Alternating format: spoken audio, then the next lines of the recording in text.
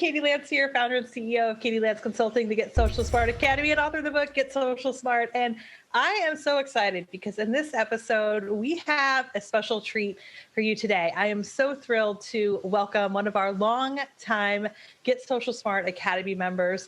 He is someone who's doing some amazing things in the real estate space. And let me actually give Brian a proper introduction. Brian Tessier is currently the #1 RE/MAX individual agent for 2018-2019. Brian attributes most, if not all, of his growth to adoption of social media in his business. And it's worked so well, he's expanded his Brian Sells brand to South Florida with luxury, ultra luxury brand Engel & Volkers. You can find him on Instagram. We're going to drop his links below. But we're so excited to chat with Brian today about his business, social media, and especially how Instagram has impacted that. So welcome, Brian. Hey, thanks for having me. Absolutely. So for people who may not know you, let's start off and give people a little bit of a background. You know, how long have you been in business? Tell me what your team looks like. What does your business look right now? Just give people a little sense of what your business looks like. Sure, absolutely. So I am an individual agent. I've been in real estate for about 15 years. I think this is my 15th year I'm starting. I am doing about 20 to 25 million in volume by myself. And a lot of that is going to be attributed to the expansion and the takeoff of social media, which we're going to get into a little bit later as far as questions. So no team, no admin, no nothing. If you contact me, DM me, smoke signal me, whatever, you're going to get me. That is what's so impressive. You know, sometimes I talk to agents and they're like, it's just me, you know, but you've really proved, you know, you've got some great systems in place and you've been able to grow your business in a big way. So I would love to talk a little bit about Instagram because I follow you on Instagram. I love everything you're doing. You know, can you talk a little bit about that and how Instagram has impacted your business?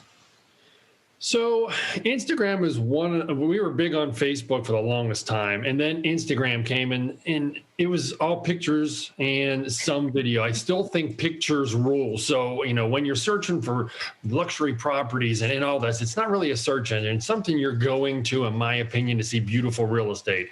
So I adapted that early, did everything I could to get as many followers as possible. And the way it works for me is, you know, everybody's going to be different, Katie. What are you using it for? So you may have started out posting photos of food and, you know, riding a bike, which was fine. In the early days, and this is just my opinion, in the early days of Instagram, when there wasn't a lot of followers and not a lot of realtors doing it, that was great. But as Instagram goes on, you've got to become more savvy. You've got to become more interesting. You've got to start taking some classes and get coached and understand what's going on. So my purpose for Instagram was to get sellers. I was working with a lot of buyers when Instagram first came out. I don't even know the age of Instagram, but I was buyer heavy, seller light. And I wanted to be seller heavy because you can get more done, enjoy more life if you're seller heavy versus buyer heavy. So the listings I got, I had professional videos done, professional photos, put them on Instagram, not to sell the listing. Of course, that would be fine if we can make that happen. But I feel that Instagram, and it's been said by others, is your resume, just like Zillow is your resume. So I've adopted that early. I put that out there so I can attract sellers, and it takes time. It's just like anything else. It's a grind. If you send out mailers to a neighborhood, you're going to farm, you're not going to get 50 people contacting you the first time. You have to grind it out and keep going. So that's why I decided to push forward with Instagram really hard and educate myself, as I wanted more sellers. I know before we started, you know, recording here, you were telling me about a pretty amazing success story with you know, in regards to Instagram. Wondering if you'd like to share that here also. I would love to share it. So it's been a couple of years since I've been doing Instagram, and my Instagram's grown. I don't have a lot of followers. So if you go to @Brian Sells Pittsburgh, you're not going to see 40,000 followers, and I don't get hung up on that. It's about the quality, not the quantity. So there was a luxury seller in the Pittsburgh area that had a $2.5 million house, brand new construction, that she wanted to sell. Somehow she stumbled upon @Brian Sells Pittsburgh, tagged in the builder that built her house's Instagram post, clicked on it, checked out my Instagram page, and this goes directly back to me saying it's your resume. Looked at all of my posts, saw me doing flashy videos, posting closing photos that I'm actually getting stuff done, reached out to me, interviewed me. I don't even think she interviewed anybody else. I got the listing, and let me set this up. In Pittsburgh, our average price is $180,000. So I don't know where everybody's listening from, but and if you're in Miami, Florida, this would be equal to a $10, $15 million listing. This is like the grand jewel. So I got the listing only because of Instagram. Ended up selling it for $2.375, and that's the largest sale of my 15-year career. Spent $0 to do that. Time and effort, I get that. That costs, that's worth something, but $0 for the largest sale of my life, only because of Instagram. If I wasn't on Instagram, just say I was Pinterest and TikToker, I would have never have gotten that. What are your thoughts about stories versus the feed versus, I know I've seen some of your videos on IGTV. Are there certain areas you're more focused on or that you've seen more success with? So I don't know why Instagram stories was created. I think it's because people were posting a lot of stuff that should be deleted after 24 hours in their feed. So I've taken advantage, right? And I've taken advantage of that. So I post, I think a realtor's day is pretty darn interesting, and not a lot of people get to go behind the scenes. If you watch TV, everything's behind the scenes and all that. We're letting that stuff roll. So I want new agents. I like to attract new agents, newly licensed agents from around the country to watch me, to learn from me. I can teach them for free. One thing I wanted to do was I was finally attracting sellers because of Instagram, and I wanted to get agents to look at my listings so I could do coming soon. So what I do now is I do a bunch of stuff in my stories of coming soon of the bathroom of this listing, coming soon of the rooftop deck of this listing. It's something I wouldn't want in my feed. I think my feed should be beautiful. I think whenever somebody lands on your landing page, your resume, so to speak, it's got to speak to them. You teach us all the time. Every square has got to be attractive and make them want to click in. Whereas my stories, it's not going to be that interesting, but I will have other realtors see that and then DM me or call me and say, 123 Anywhere Street's coming on the market. What's the price? I've even had buyers, not my client, contact me, DM me about a listing I had. But recently, buy the house and then DM me and say, hey, we were the buyers of that house. It's really cool. I like tagging builders. And I don't know if you want to get into this later or whatever, but the purpose for my Instagram is I want to attract new construction, flippers, builders, etc.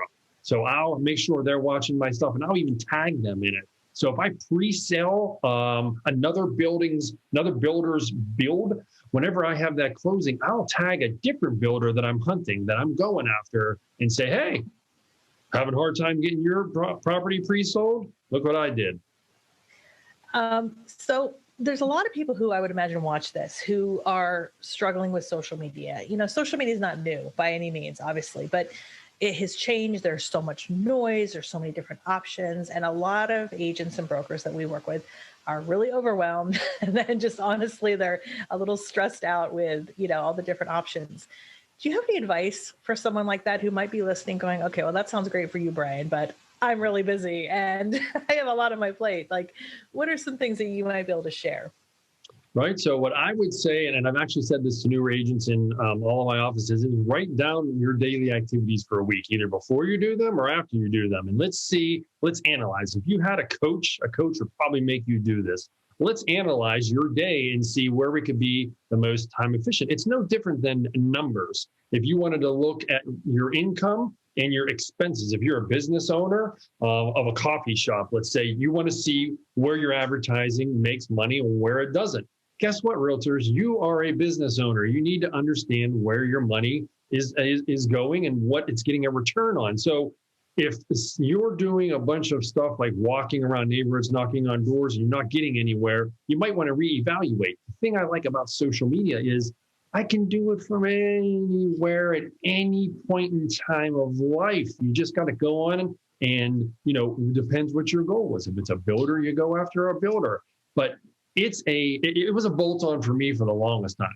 And it took me years to finally stand up and say, this is a part of my business. If I went into the office and hand wrote thank you cards for an hour, this takes place of that now. I have removed that and put this in there. This is a lead gen, one of the most powerful lead gen products out there. And, once you adapt, it's almost like once you get it off your chest, you feel free. And then now you can really plow forward. It was kind of, it was like that.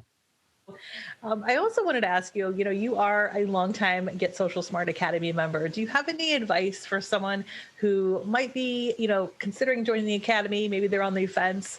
Any advice that you could share for someone like that?